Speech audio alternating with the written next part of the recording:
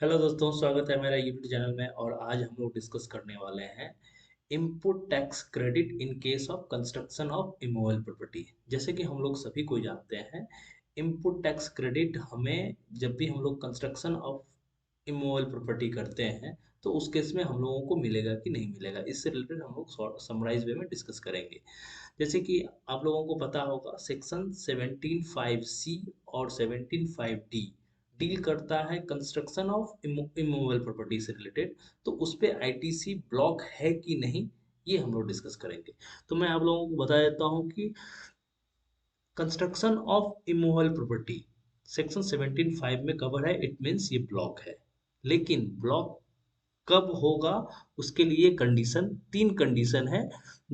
अगर वो तीनों कंडीशन अगर फुलफिल होता है तभी ये ब्लॉक क्रेडिट होगा। Block of input tax credit applicable under section इतना only when the following condition is satisfy.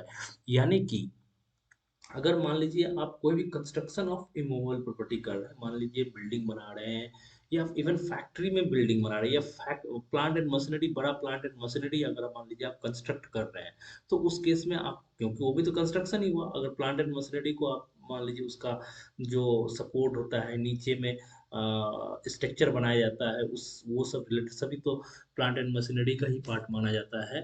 तो कंस्ट्रक्शन ऑफ इमूवेबल प्रॉपर्टी, उस पे आईटीसी मिलेगा कि नहीं।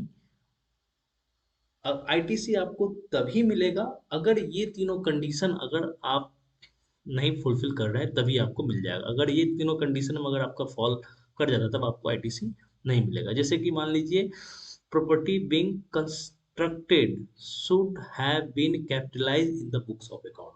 मान लीजिए कोई भी आप प्रॉपर्टी बना रहे हैं, कंस्ट्रक्शन ऑफ इमूवेबल प्रॉपर्टी कर रहे हैं, लेकिन अगर उसे आप capitalise in the books of account कर दे रहे हैं तो आपको आईटीसी नहीं मिलेगा।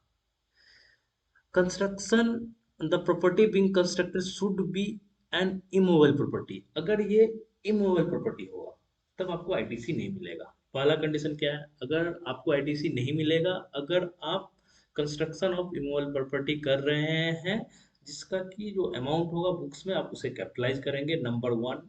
एंड ये इमूवेबल है, इसे मूव नहीं किया सकता है, ये इमूवेबल प्रॉपर्टी है। नंबर थ्री क्या है, नंबर थ्री है construction of plant and other than plant and machinery.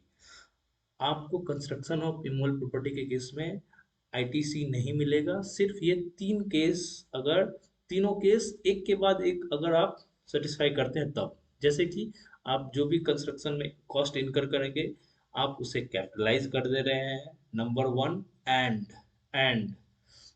Property immovable property है। एंड मैं एंड दोबारा इसलिए बोल रहा हूँ ताकि आप लोग समझो तीनों कंडीशन एक साथ आपको फुलफिल करना पड़ेगा। And construction of immovable property is other than plant and machinery है। ठीक है, अगर ये तीनों कंडीशन अगर आप फुलफिल कर रहे हैं तब आपको आईटीसी नहीं मिलेगा। लेकिन अगर ये कंडीशन, अगर आप इस तीनों कंडीशन में से कोई एक भी कंडीशन को आप ब्रोक कर देते हो तो आपको आईटीसी मिल जाएगा। जैसे कि मान लीजिए आप कंस्ट्रक्शन तो इमूवेबल प्रॉपर्टी कर रहे हैं, लेकिन उसे आप मान लीजिए कंस्ट्रक्शन, रिनोवेशन, रिपेयर जो भी होता है, रिनोवेशन, रिकंस्ट्रक्शन, ये सब अगर कर रहे हैं, लेकिन अगर आप उसे बुक्स ऑफ अकाउंट में अगर मान लीजिए आप उसे कैपिटलाइज नहीं कर रहे हैं तब आपको वो आईटीसी मिल जाएगा। यही मान लीजिए कि आप कंस्ट्रक्शन तो कर रहे हैं लेकिन वो प्रॉपर्टी अगर मूवेबल रहा है तब आपको आईटीसी मिल जाएगा। प्लांट एंड मशीनरी कर रहे हैं, इवन वो इमूवेबल है लेकिन प्लांट एंड मशीनरी अगर कंस्ट्रक्शन कर रहे हैं तो आईटीसी मिल जाएगा। उसी के बेसिस पे मैंने एक समराइज वे में एक चार्ट बनाया है, ये आप लोगों के लिए बहुत ही यूजफुल है। बस आप प्रोविजन उतना मत भी ध्यान रखना, लेकिन ये चीज ध्यान रखना। मैं एक एक करके डिस्कस करता हूँ इसमें। जैसे कि मान लीजिए इमूवेबल प्रॉपर्टी है, other than plant and machinery है, बुक्स में आप कैपिटलाइज कर रहे हैं, नॉट एलिजिबल, कभी आईटीसी नहीं मिलेगा। लेकिन आप कंस्ट्रक्शन कर रहे हैं लेकिन वो मूवेबल है, प्लांट एंड मशीनरी भी हो सकता है या other than plant and machinery भी हो सकता है, कैपिटलाइज भी हो सकता है या रेवेन्यू रेवेन्यू की तरह भी पीएल में आप ट्रीट कर सकता है, एक्सपेंस, एलिजिबल आईटीसी मिलेगा। यानी कि मूवेबल एक कंडीशन फुलफिल कर गया आपको आईटीसी मिल जाएगा, मूवेबल और इमूवेबल हो। बट प्लांट एंड मशीनरी हो, आईटीसी आपको मिलना ही मिलना है, इवन वो कैपिटलाइज करें या ना करें, एलिजिबल आईटीसी है आपके लिए। मान लीजिए मूवेबल और इमूवेबल कुछ भी हो सकता है, प्लांट और अदर देन प्लांट है, बट रेवेन्यू मीन्स आप एक्सपेंस, रिपेयर एंड मेंटेनेंस या एक्सपेंस की तरह पीएल में ट्रीट कर रहे हैं, तो आपको आईटीसी मिल जाएगा। ये मैंने समराइज वे में बहुत रिसर्च करके ये बनाया गया है। इससे रिलेटेड अगर आपको कोई क्वेरी रहेगा, मान लीजिए आपका भी ऑफिस में या फैक्ट्री में कोई construction of plant and machinery या बिल्डिंग बन रहा है, उसका आईटीसी मिलेगा कि नहीं मिलेगा, ये कंडीशन जानने के लिए अगर आप को कोई इससे रिलेटेड कोई क्वेरी रहे, you just mail me, I will answer your each and every query.